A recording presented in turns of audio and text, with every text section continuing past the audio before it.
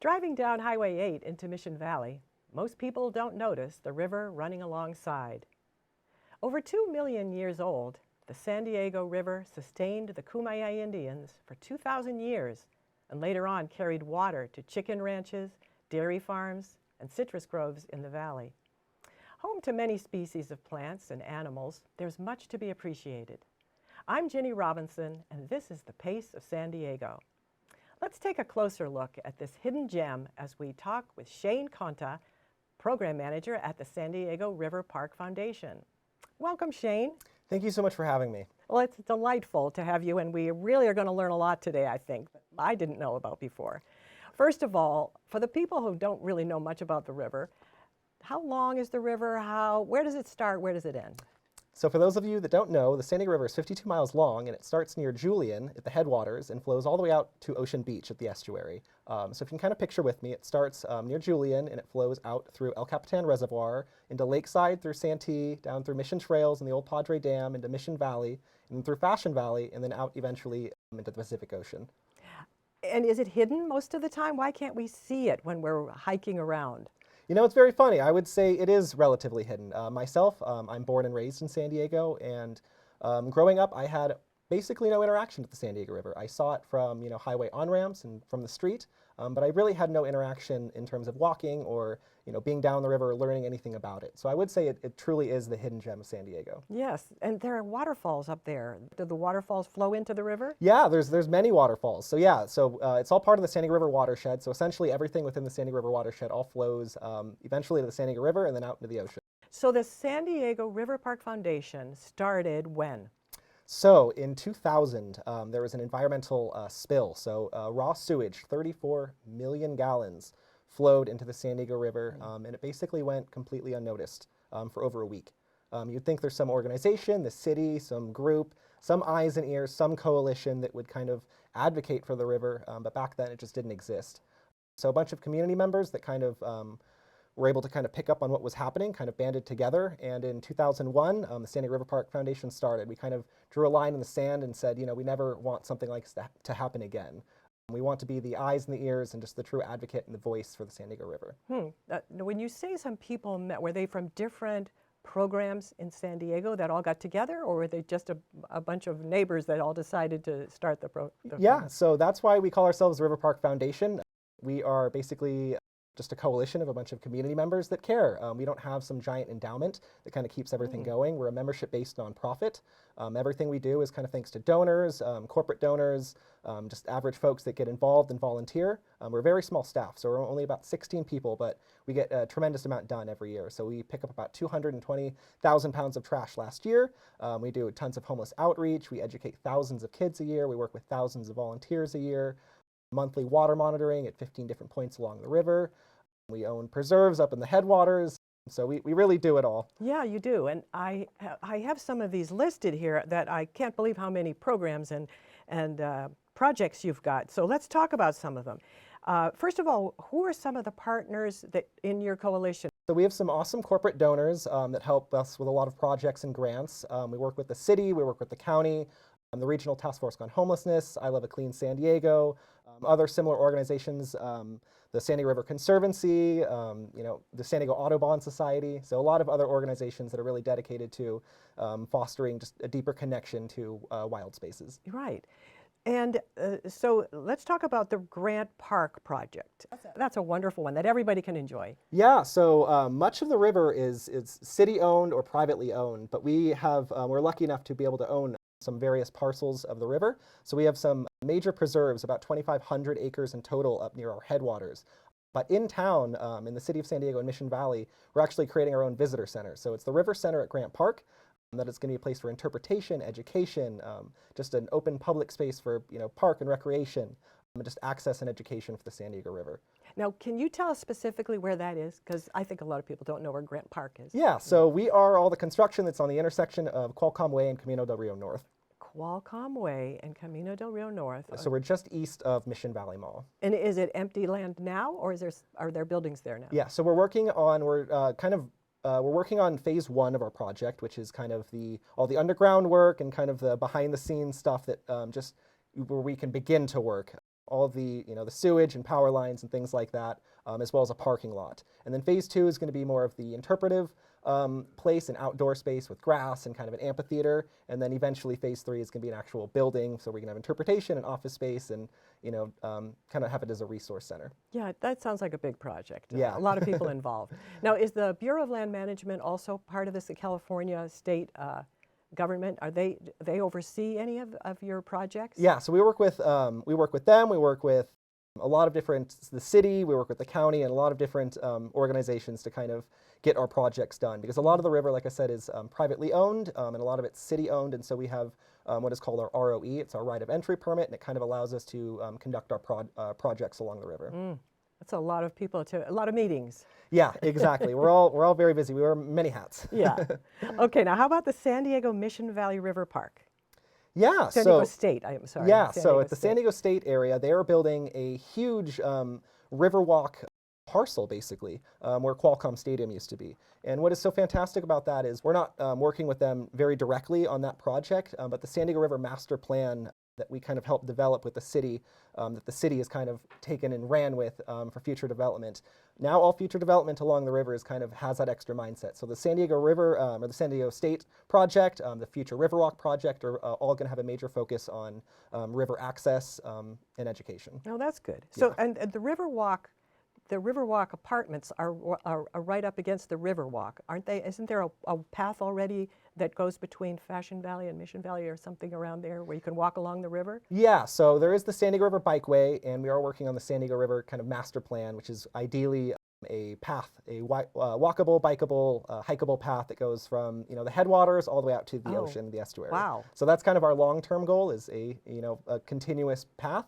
Obviously, that takes a lot of effort and a lot of planning due to just the nature of public versus private land and what needs to be done. It's not as simple as just deciding where the paths go. So every little win we really cherish. So many of the paths that are there are on city property. So for example, the San Diego River Bikeway, it starts in Ocean Beach at the estuary there at Dog Beach, and you could ride your bike or walk all the way to Mission Valley Preserve, which is a big 50-acre natural preserve in the heart of Mission Valley that most people don't know about. No. So we've been working a lot there just to advocate for the area, get people involved and connected, and be able to kind of represent that area. Along the way, though, we do have the homelessness issue because a lot of people like to live right on the river. So I know that's probably a sensitive topic, but how do you deal with that? Yeah, well, I would just like to say, living along the river is not the safest place to be. And so we're incredibly unique in the fact that we are an environmental organization first and foremost. Our main goal is to kind of conserve the San Diego River and get the community involved and create more access. But at the same time, we're very well aware that there are many people that are experiencing homelessness along the river. So we participate in many censuses and kind of a lot of homeless outreach. And so we're very unique in the fact that while we're an environmental organization, we participate in a lot of homeless outreach. And the fact that we kind of are the experts of the area. So a lot of the time that traditionally it'd be kind of difficult to send biologists to an area and expect them to kind of do the same amount of homeless outreach that maybe a trained person specifically could do. And so we're kind of, we're very unique in that we're able to know the river as well as we do and be able to help the folks that are staying along the river. Okay, now land acquisition can be also kind of sensitive. You've got Indian land along the river? So out near the headwaters near Julian, we are trying to purchase land in the idea of making a continuous preserve. So I believe in total we've got something like 2,500 acres of land purchased. You just purchased some land recently. Yes, exactly. So we just were able to acquire Lillian Hill thanks to all of our amazing volunteers and donors. So just a couple months ago, I was chatting with our CEO, Rob Hutzel, in the office, and he said, we've got this awesome opportunity to purchase 88 acres of just pristine preserved land up the headwaters. Now we just need to come up with the money, over $500,000. Oh my gosh. And I kind of joked. I'm like, haha, that's the easy part, right? A couple months later, we all find out that we were able to purchase it with the help of I think a little over 200 donors. Oh wow. So it's a pretty incredible thing that we get done. Yeah. So and some of this land that you would like was private, like that one, and then some of it is what?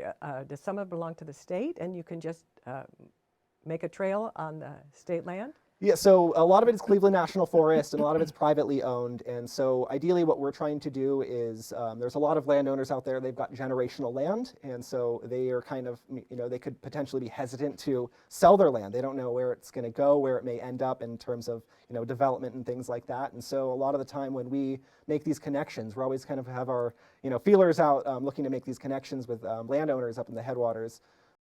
And they kind of hear about what we do, and they see our mission, and they would like to be a part of it. And so, that's why we're able to kind of end up with these land acquisitions. Yeah, it takes diplomacy. Yeah, exactly. And really what we like to say is that the San Diego River, we don't own it. We own some preserved land up at the headwaters, and we're building our interpretive center. But really, at the San Diego River, it belongs to all of us. This namesake waterway is something that belongs to everybody, and it's something that we're trying to foster more connection with.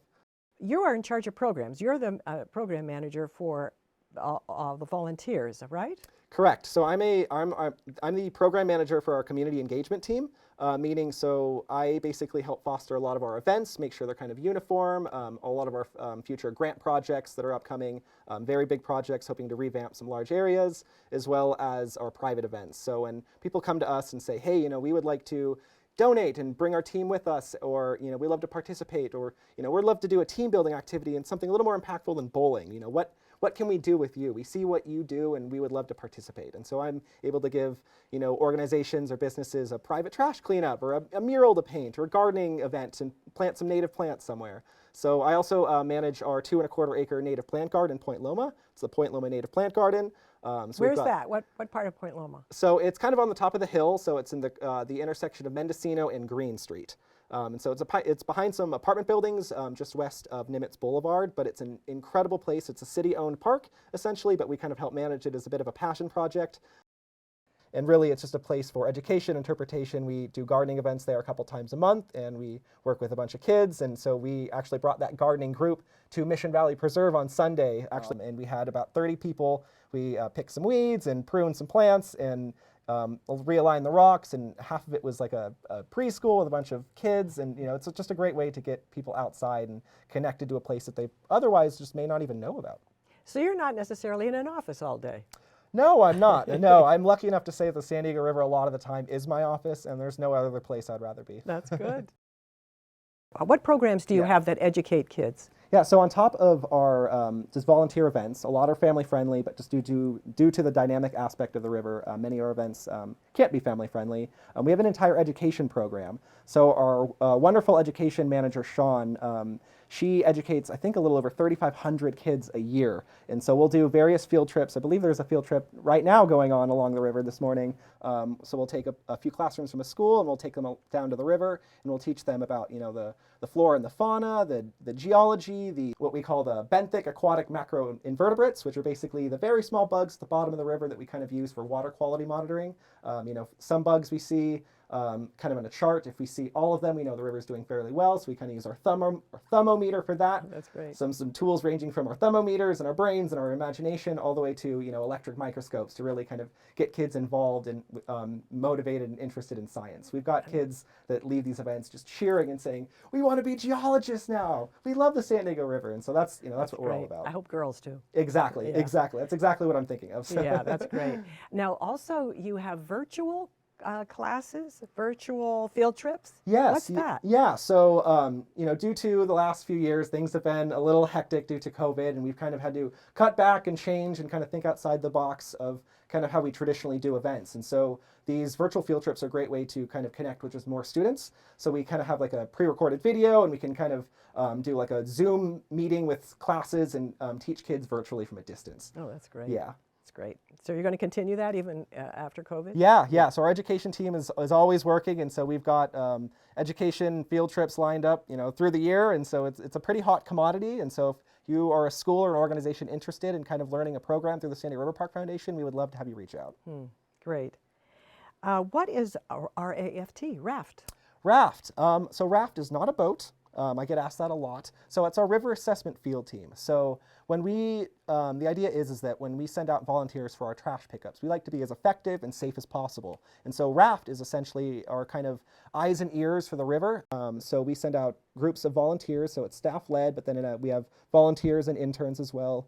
And we actually have a mapping system. So we have an app called Mappler, and we're able to actually track all of the different types of pollution we find along the river. There's a buried tire here. Someone left a bunch of belongings dumped here, things like that. And so we actually have that all tracked, not just on a map to make our cleanups more effective, but we were able to turn that into spreadsheets of just raw data, and we're able to do immense things with that data. So we do a lot of reporting. So we report back to the city of, we've got, this many folks staying on city property versus public property, or versus private property. We've got this many pounds of trash in Santee versus San Diego, and we can kind of use this long-term institutional knowledge to kind of get a gauge of how things are going along the river and how our efforts are. And you also have scientists that are studying the water at different times and measuring the problems that might. Tell us about that. Yeah, exactly. So we have water monitoring volunteer groups, and so basically once a month we go to 15 different points along the river, and we do water monitoring. And so that kind of, again, institutional knowledge of, it's, if we went down to the river one time and said, hey, it's 65 degrees right now and the river's 55 degrees right now and it's a little cloudy. We can't say it's like that all year round. And so it's really this long-term institutional knowledge that we use to, for ourselves to help gauge the river. We give it to researchers, the city, other organizations, institutions, universities, and things like that. So at different times of year, depending on if it's wet or dry, you're going to have a lot of pollution in there, right? It's not particularly clean when it's the dry season. Is that usually the case? The river is definitely how we like to describe as very dynamic. So a lot of us have a lot of experience going to the river. We've been to areas countless times, and we don't need maps. We just go right on in, and we know exactly where we're going, and we down to the specific tire that we know we're looking for a quarter mile down the path. But even then, the river changes immensely throughout the year. So reeds grow, and then they get washed down, and then they grow again, and then there's a fire, and then invasive things grow, and then we do a planting event. And so things are always very much changing along the river. So you also have scientists that study the species and how well they're doing, and whether you're losing some species. Is there some sort of species that's in danger? Well, yes. So we have many, protected animals and plants along the river. So at the estuary, there's a lot of protected animals and plants in that very sensitive habitat. For those that don't know, basically that 1.5 miles from the end of the river at the estuary to the 5 freeway, there's about 180 different types of birds been seen. So it's an incredibly biodiverse area. San Diego County is actually the most biodiverse county in the continental United States. So it's an very Say important. that again. Yeah, that's amazing. We are the most biodiverse county in the lower 48 states. That's so amazing. We're very proud of that, and it's something that we monitor. So we've got scientists that go up to, in our volunteer groups, that go up to our headwaters, and we do what we call bioassessments. So we basically kind of track all the different animals and plants that we may find out there, and kind of use the indicator species or just some of the more rare animals or plants we may find to kind of tell just how things are doing. And you found some rare turtles, right? Yeah, we've got turtles, we've got badgers, foxes, mountain lions, salamanders, all sorts of really incredible things that you just may not otherwise see in your local creek. Yeah, and they're all important. Yeah, exactly. It all contributes to the biodiversity of the area. Right. So the mural care team, you have, are you talking murals or graffiti? Murals, yeah, well, Okay. yeah, murals, that's why it's a care team. So we actually have a dozen murals along the San Diego River that we've created over the years. And those could be on, developed actual walls, and we've done an actual full mural we've taken wood panels and attached them to a fence and created a panel of a mural.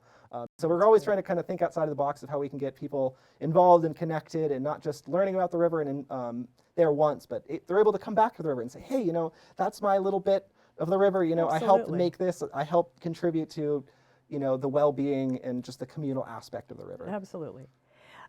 You would like not only donations, but volunteers, right? And if somebody wanted to volunteer, where would they go? SanDiegoRiver.org. So we have a fantastic website connected to that. So if you go to our event calendar on SanDiegoRiver.org, it's SanDiegoRiver.galaxydigital.com. If you go to our event calendar, it'll take you there. And there we've got all our events listed. So everything from painting activities to water monitoring to trash pickups to gardening, any way to get involved. And of course, not everyone can get involved. Sometimes our events are early in the morning, and not everyone can physically be there to participate. And so, whether you could be an advocate and just learn about the river and just continue the advocacy and spread just the wealth of information we're able to accumulate, and of course just donations. We're a very small nonprofit in the sense that we don't have these large endowments. We're almost entirely based off of grants and donations and corporate donations and things like that. And so really, we need donations and volunteers to keep the lights on and keep these projects going. I'm so proud of the fact that at the end of the day, we're not out here to sell anything. We don't clean up trash to sell a backpack. Our goal is to foster the connection and the conservation of the San Diego River. That's And wonderful. Yep. And as you said, it's going to take a long time to do some of these projects. You've got a lot of hoops to jump through, and I guess you just have to have a lot of patience. Yeah, it's quite incredible to work with the community that we work with. Our foundation it really is just a huge family of people, ranging from our staff to our interns to volunteers to former volunteers to we've got city rangers that used to be staff, and so we work with them, and they know how we work, we know how they work, and we're able to get an immense just amount of synergy with them. And so it's just really great to kind of hear this kind of not just raw data institutional knowledge that we have in terms of how much trash is along the river and things like that, but just how things have improved. We've got so much more access in the last 10 years along the San Diego River. We've got areas that I heard, oh man, it used to be incredibly dirty and it was just kind of a nightmare. We'd always be cleaning it up. And now we go out there and survey, and it's kind of bushwhacking and crawling because there's just not much out there anymore. It's just regrown and the nice, clean, pristine habitat we're looking for. We've got old photos from the San Diego Historic Society of kids swimming in the river in like the 1930s. And that's kind of our goal, is to go back to that swimmable, drinkable river that we Fishable? have seen. Exactly, yeah. And so there's a lot of people that fish and things like that, but really we're trying to get back to just a greater level of health and connection with the San Diego River. Oh, that's great. Shane, tell us how you got involved with the River Foundation. Well, I suppose it started back all the way when I was a Cub Scout. So I was a Cub Scout and a Boy Scout growing up, and so I grew up with an interest and a passion for the outdoors. Here in San Diego? Yes. So I'm born and raised in San Diego, kind of by Mission Trails, and so that's where I was lucky enough to spend a lot of my time growing up. And as I grew up, I became more interested in other places, Yosemite backpacking and more dispersed backpacking and things like that. And it's very easy to care about these pristine wildernesses and national parks, Yellowstone, Yosemite, things like that. But what about your local canyon, your local, waterway? Like I said, I'm born and raised in San Diego, and I don't have much connection growing up with the San Diego River. And so when I heard about the San Diego River Park Foundation as a student at San Diego State, I was studying sustainability, which is a very interdisciplinary field of, sustainable what? I was taking an environmental engineering class, and I heard about the kind of intersectional social environmental issue of the San Diego River in terms of the homelessness issue and where people go to the bathroom.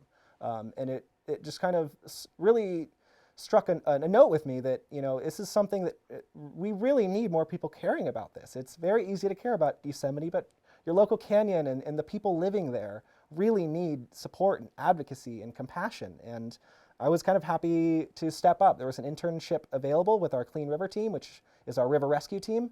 And I decided, it would be a great opportunity to try field work. I love backpacking, but gosh, is doing too much of what you love, could that be a bad thing? So I really wanted to try it out. It's only a 3-month internship, and figure out whether I would want to do more field work and be, a park ranger in the future. And a couple years later, here I am. I started off as an intern, and then I was lucky enough to get hired as a part-time field associate with our Clean River team, and now I'm a manager for our community engagement team. And so really, I'm able to, I love our field work, and I love being out with our volunteers in the field along the river, making an impact with my own 2 hands, but I'm able to really facilitate so much more connection, engagement, just like this, and opportunities like this to really get people involved and motivated and just as educated and compassionate with the river as I am. Well, we can hear that in your voice.